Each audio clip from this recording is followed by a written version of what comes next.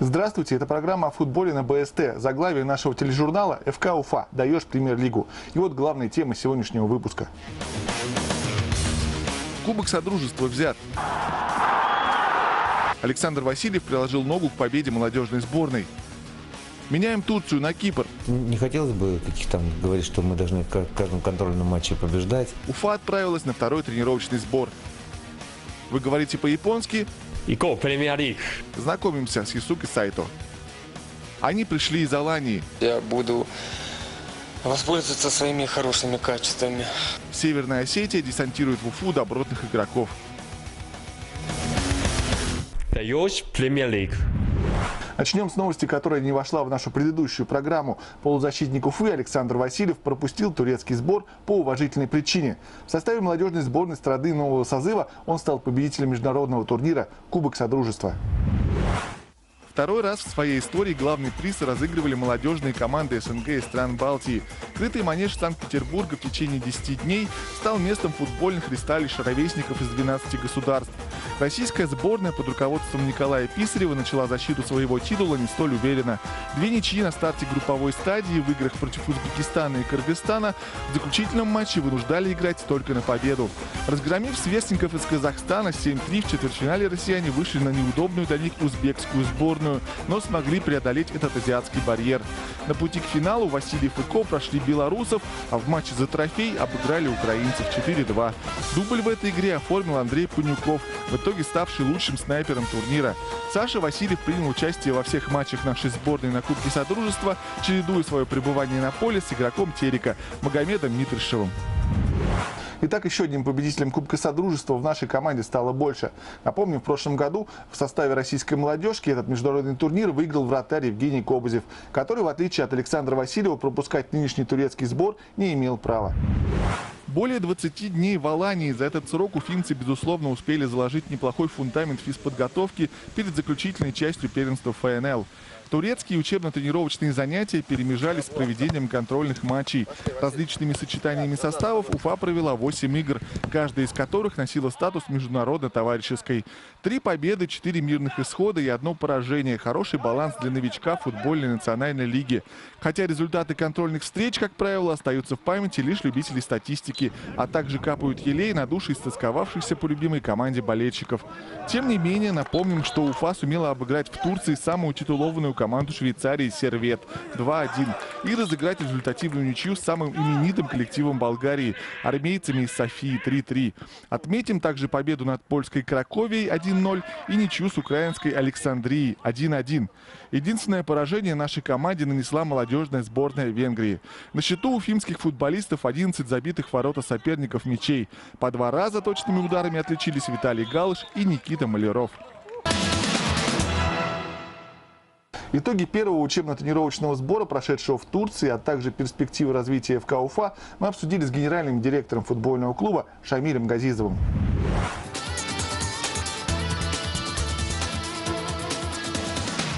Хороший сбор, он был втягивающий, 21 день мы поработали, серьезно нагрузились, провели там, по-моему, 8 контрольных матчей под нагрузкой. Считаю, что пока все идет удачно,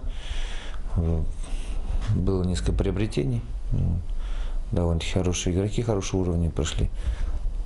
Пока на данный этап все.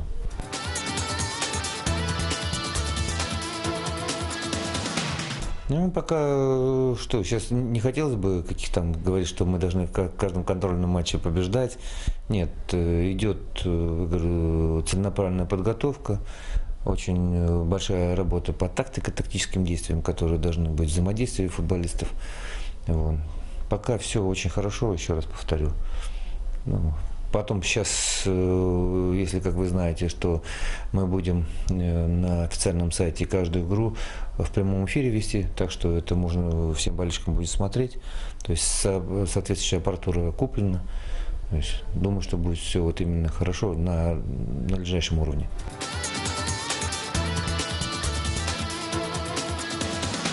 Там очень хорошие игроки, люди, поигравшие в премьер-лиге, есть. Я просто не хотел бы выделять кого-то, потому что это как бы передача, надо будет по каждому говорить. И вот. Но считаю, что приобретение, которое произвела Уфа сегодня, очень существенно. Надеюсь, что сейчас игра сама команды будет меняться, уже более акцент такой будет атакующий. Вот. Надеюсь, что болельщики нас поддержат в этом.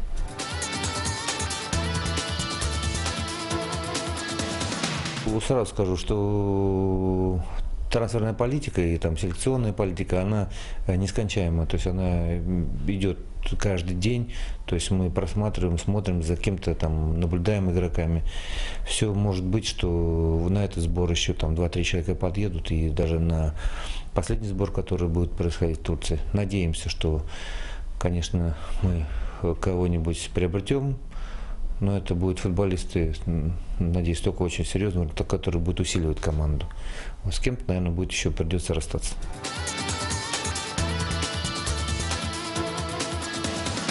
Мы, естественно, рассчитываем. Молодежь у нас хорошая, она талантливая молодежь.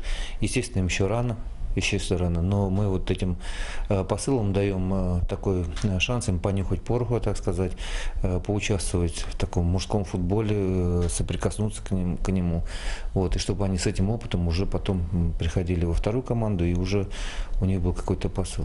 То есть мы каждому даем шансы из них. То есть сильнейшие сегодня ездят с командой. Вот, и я думаю, что на третий сбор тоже кто-нибудь поедет, наверное.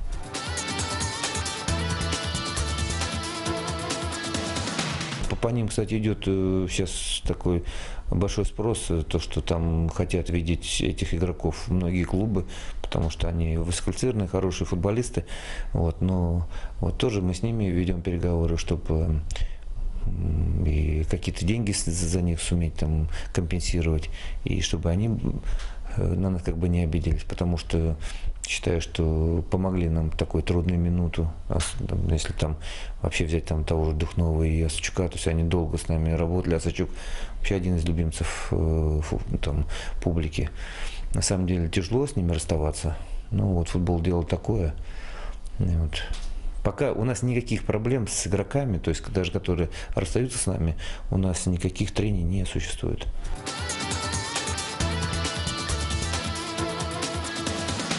На стадионе «Нефтяник» идет все по плану. В принципе, сейчас мы так график, который был чуть упущен, чуть догоняем. Я надеюсь, что к лету все сравняется. И как было говорено, что в феврале 2014 года мы сдадим стадион, и уже там, в 2014 году мы начнем, например, весеннюю стадию уже на «Нефтяник». Мы так надеемся. Что касается по дальнейшим играм, которые там в 2013 году, там начало 11 марта, что вот сегодня было совещание с Маршевичем Магадием, мы разговаривали по этому поводу. Вот, сможем ли мы подготовить к 11 марта стадион «Динамо». Есть опасения, конечно, что это вряд ли мы сможем, потому что погода диктует свои условия. Ну, вот, рассчитываем, что, наверное, если не удастся «Динамо» в Уфе, то мы, наверное, будем принимать в Москве. Чтобы как бы, это более нам удобно и как бы менее энергозатратно там, и по деньгам нам более спокойно, так сказать.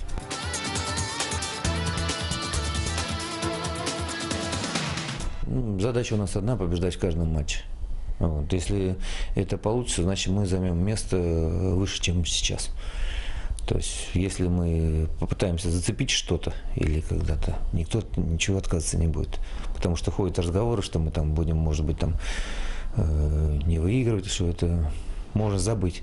Команда усиляется для того, чтобы каждую игру мы должны выигрывать. Мы будем играть только на победу. Это я могу заверить всех. Итак, в минувший вторник наша команда вновь отправилась в дальние края.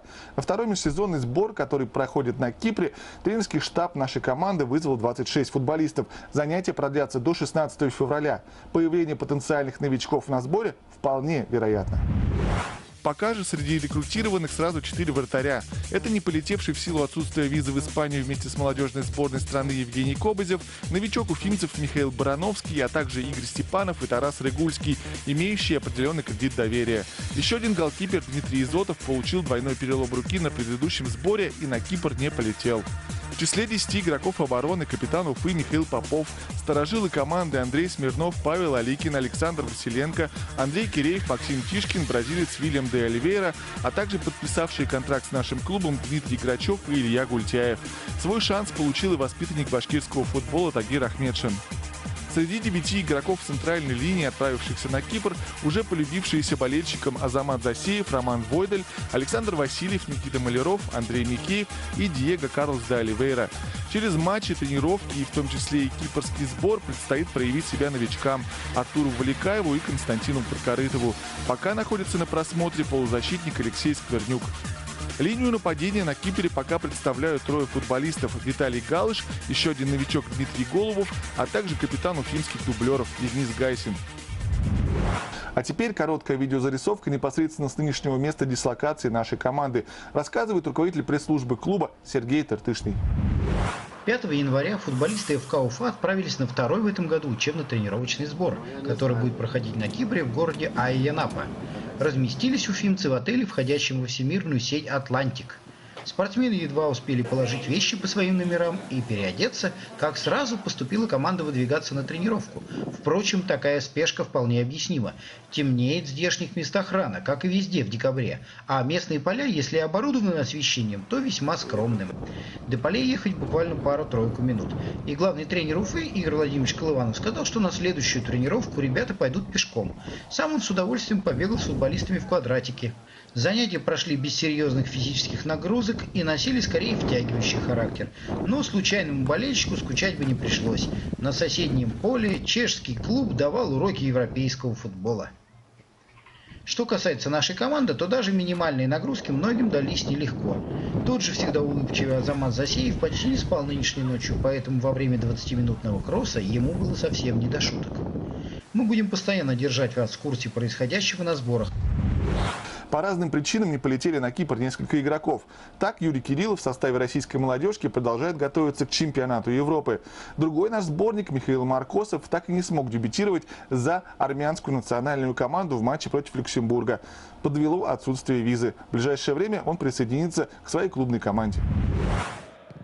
4 футболиста, начинавшие сезон в Уфе во второй половине 2012 года, покидают расположение нашей команды. Одна потеря произошла еще по ходу турецкого сбора. Центральный защитник Путилин взвесил свои шансы на попадание в основной состав и решил перейти в луч энергию из Владивостока. Выставлены на трансферы 3 полузащитника – Сергей Осадчук, Евгений Духнов и Алексей Васильев. Во многом это связано с удачной межсезонной селекцией и возникшей конкуренцией на этой ключевой позиции. И Осадчук, и Духнов выступали за Уфу с самого начала ее возникновения. Так же, как и Алексей Васильев, они внесли немалый вклад в развитие нашей команды. Учитывая заслуги этих футболистов перед ФК Уфа, руководство клуба не будет чинить препятствий в их переходе в другие команды.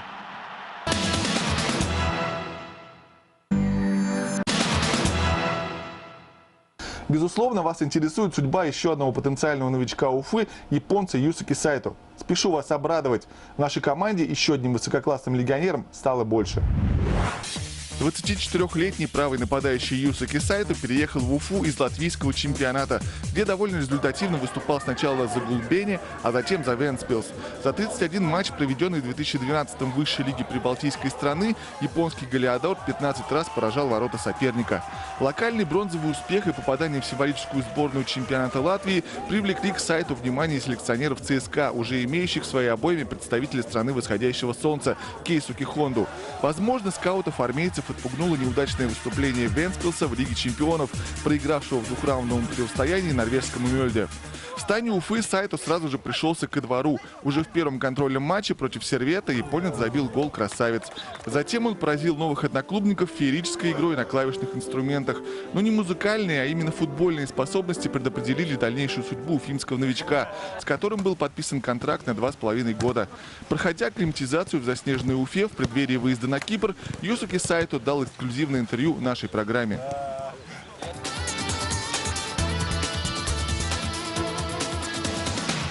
I'm so happy to be here. Я очень счастлив находиться здесь и в этой команде. В Уфе оказался отличный коллектив. Ставятся высокие задачи. Идет разговор о выходе в российскую премьер-лигу. Я готов присоединиться к работе над этой высокой целью. Заметил, что в клубе очень хорошее с профессиональной точки зрения административно-хозяйственное звено. Думаю, вместе мы добьемся многого. Yeah, this proud.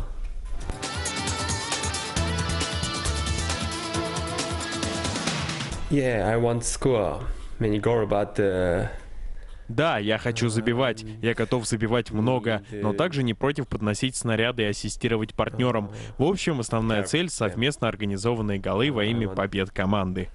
assist, yeah, score 2.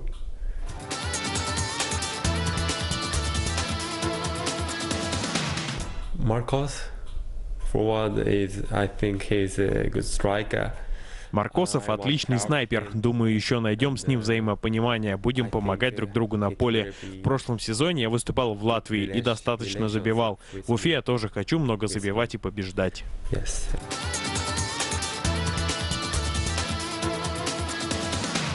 Now I study Russian language. Я буду учить русский язык обязательно. Начну прямо сегодня. Думаю, что года через 2 смогу разговаривать на вашем языке чуть ли не идеально. Perfectly.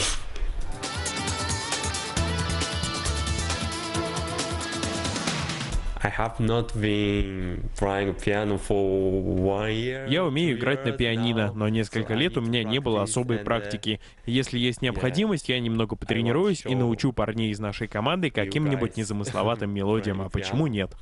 So, okay, practice piano. В продолжении темы представляем двух других новичков футбольного клуба Уфа – Дмитрия Грачева и Дмитрия Голубова, пришедших в нашу команду из Владикавказской Алании. Дмитрий Грачев, 29-летний центральный защитник, уроженец Воронежа. Профессиональную карьеру начал в местном «Факеле» в 2002 году. После 2 сезонов, проведенных в Обнинске и Череповце, вернулся в родной клуб, но задержался там ненадолго.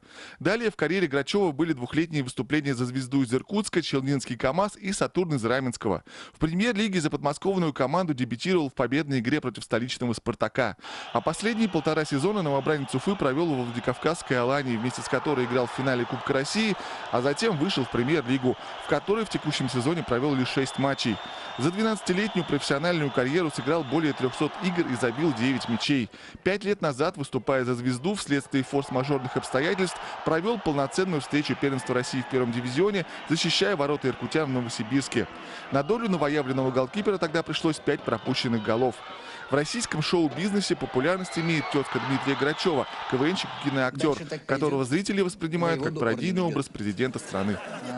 Недавно ездил я по работе за моря, за границу повидать и заявку поддержать, чтобы мундиаль футбольный проходил в Первопрестольной. Дмитрий Голубов, 27-летний центральный нападающий, уроженец Ставрополя. Старт профессиональной карьеры начал в Элистинском Уралане, но не сыграв ни одного официального матча, перешел в текстильщик из Камышина. Далее были неполные 4 сезона, проведенных в футбольном клубе «Москва», в том числе и в дубле у Леонида Слуцкого. В своем дебютном матче в элитном дивизионе чемпионата страны Голубов забил мяч крыльям Советов. Этот факт, правда, не позволил новобранцу Уфы закрепиться в составе столичных горожан. Сначала он был арендован московским «Торпедо», затем Ульяновской «Волгой». Но далее начались пока самые удачные для Дмитрия годы в профессиональном футболе. Выступая за «Балтику», где был капитаном, а в 2009-м забил 1000-й гол калининградцев в отечественных чемпионатах, а также брянское «Динамо», он за 4 сезона забил 45 голов. Помимо индивидуальных титулов лучшего клубного бомбардира, второго снайпера лиги и MVP брянской команды по версии болельщиков в 2011-м, кстати, совместно с Вильямом де Оливейрой, в прошлом первенстве ФНЛ Голубов сумел выдать впечатляющую голевую серию из 11 мячей в 9 матчах подряд. Все это не могло не привлечь селекционеров Алании, игроком которой нападающий стал в июне 2012-го.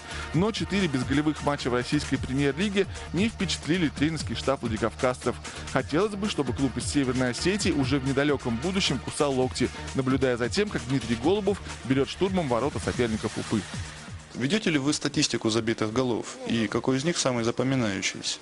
Насчет статистики, знаете, вот как бы если я провел сезон, допустим, забил 15, да, голов, на следующий сезон я уже ставлю планку, то есть больше 15 голов забить. Стремлюсь к этому, по крайней мере.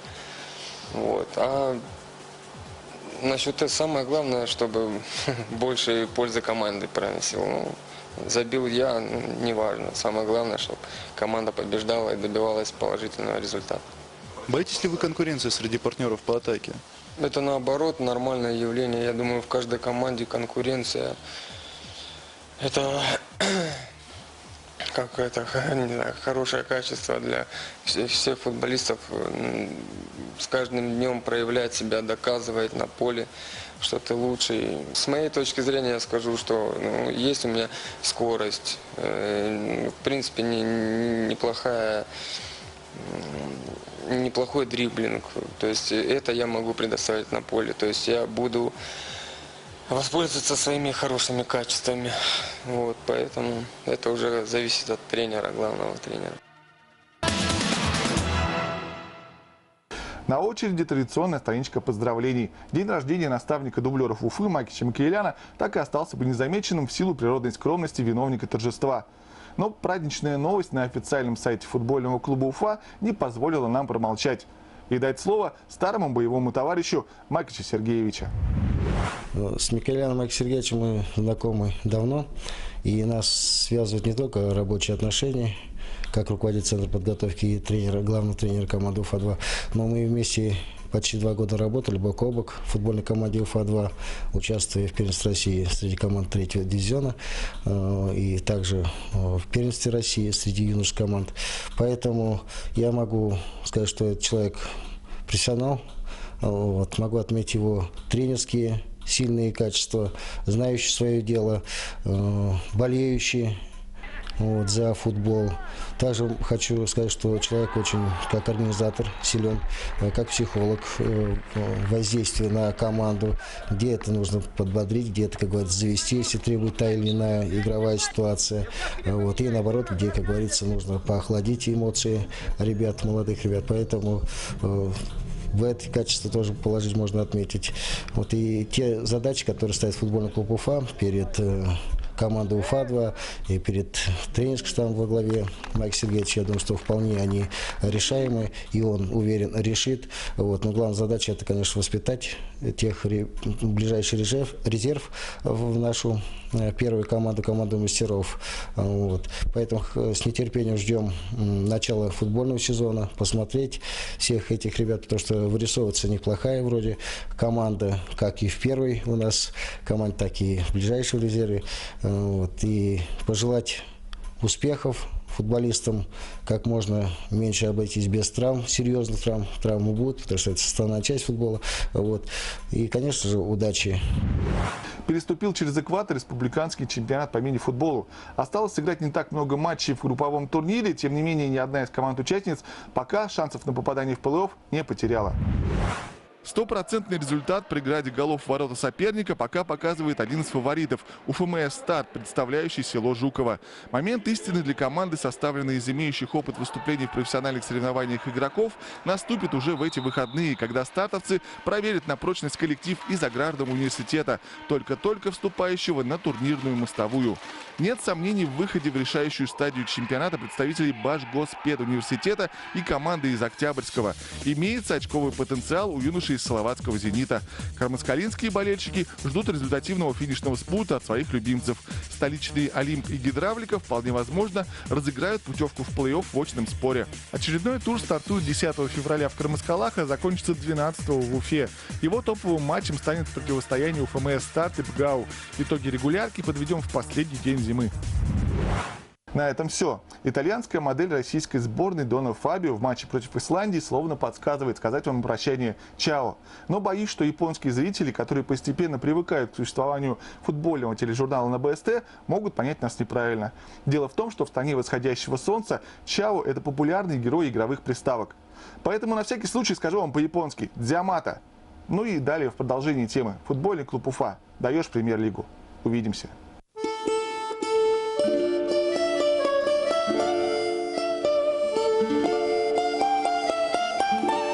Один куплет песни, пожалуйста. Ну, который там Сегодня нет. ну, внизу, который пел. Нет, Там, где клен шумит, да. Ночной волной говорили мы о любви с тобой. Красота, да и только. Вот это уровень. Опустил тот клен. Как дальше? В поле бродит он, а любовь как сон стороной прошла.